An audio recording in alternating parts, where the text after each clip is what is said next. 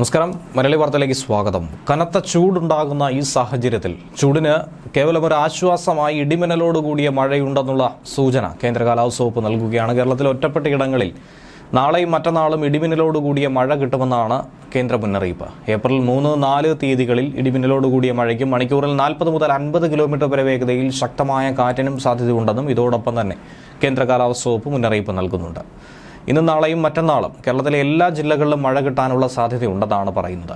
April 3-4 തീയതികളിൽ പല ജില്ലകളിലായി യെല്ലോ അലർട്ടും ഇതിന്റെ ഭാഗമായി പ്രഖ്യാപിക്കുന്നുണ്ട്. 3-ാം തീയതി പാലക്കാട്, മലപ്പുറം, വയനാട് ജില്ലകളിലാണ് യെല്ലോ അലർട്ട് പ്രഖ്യാപിച്ചിരിക്കുന്നത്.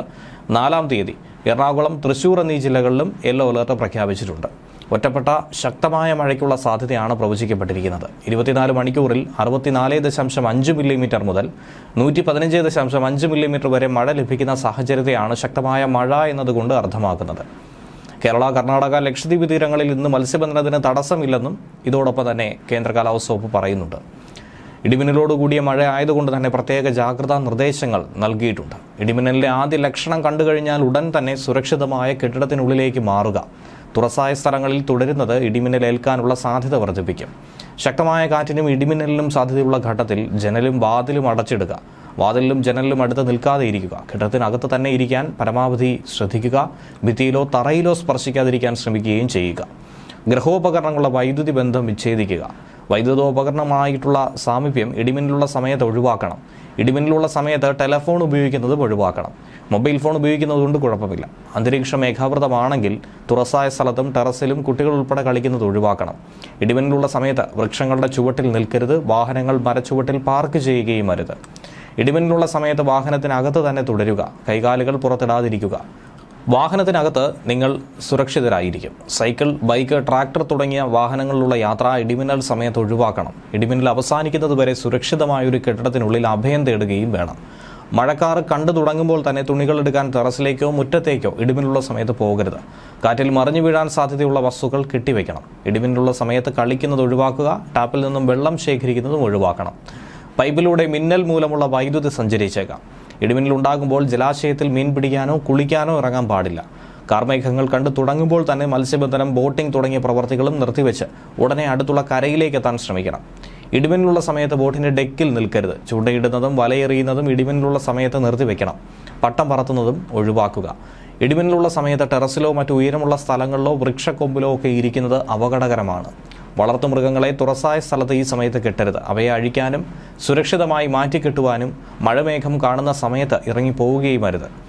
ഇതൊക്കെ തന്നെ നിങ്ങൾക്ക് ഇടിമിന്നലേൽക്കാൻ കാരണമായി മാറിയേക്കാം. അടുത്തുള്ള കെട്ടിടത്തിലേക്ക് മാറാൻ സാധിക്കാത്ത വിധത്തിൽ തുറസായ സ്ഥലത്താണ് നിൽക്കുന്നതെങ്കിൽ പാദങ്ങൾ ചേർത്ത് വെച്ച് തല കാൽമുട്ടുകൾക്കിടയിൽ ഒതുക്കി വെച്ച് പന്തുപോലെ ഉരുണ്ടിരിക്കാൻ ശ്രമിക്കുക.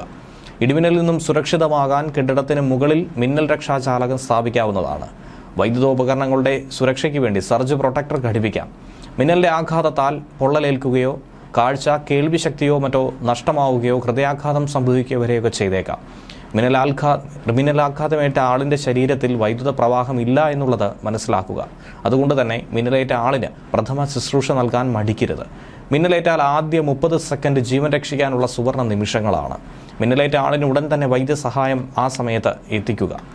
അതോടൊപ്പം തന്നെ കേരളത്തിലെ കാലാവസ്ഥാ മുന്നറിയിപ്പിൽ പല മാറ്റങ്ങളും സംഭവിക്കുന്നുണ്ട്. വേനൽ ചൂട് പിന്നെയും വർദ്ധിക്കുന്നുവെന്ന റിപ്പോർട്ടാണ് ലഭിക്കുന്നത്. പാലക്കാട് ജില്ലയിൽ ഏറ്റവും കൂടുതൽ താപനില ഉയരുന്നു. 39 ഡിഗ്രി സെൽഷ്യസ് വരെ താപനില ഉയരാനുള്ള സാധ്യതയാണ് പ്രവചിക്കുന്നത്.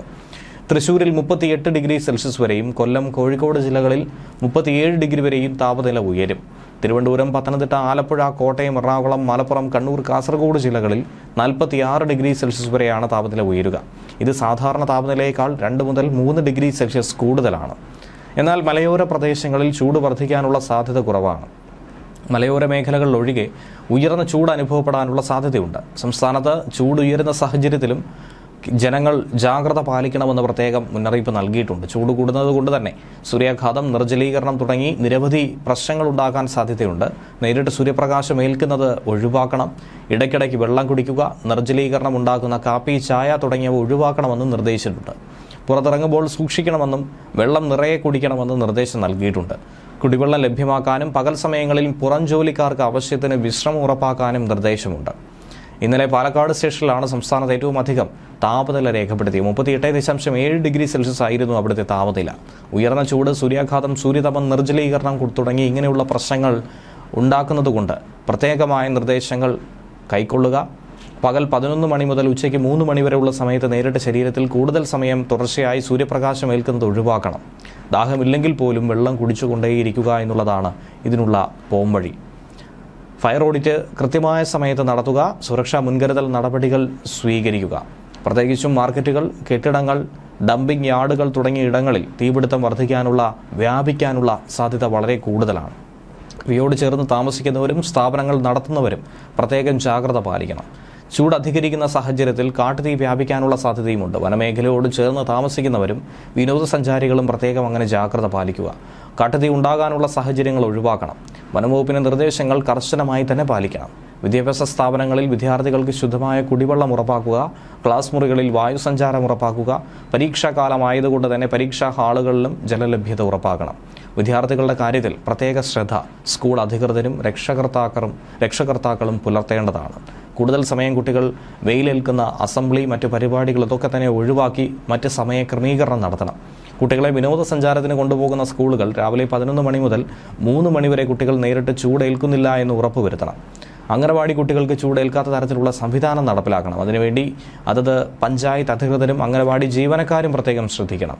കിടപ്പ് രോഗികൾ, പ്രായമായവർ, ഗർഭിണികൾ, കുട്ടികൾ, ഭിന്നശേഷിക്കാർ, മറ്റ് രോഗങ്ങൾ മൂലമുള്ള അവശത അനുഭവിക്കുന്നവർ തുടങ്ങി ഈ വിഭാഗങ്ങളിൽപ്പെടുന്നവർ പകൽ 11 മണി മുതൽ ഉച്ചയ്ക്ക് 3 മണി വരെ നേരിട്ട് സൂര്യപ്രകാശം ഏൽക്കാതെയിരിക്കാൻ പ്രത്യേകം ശ്രദ്ധിക്കണം.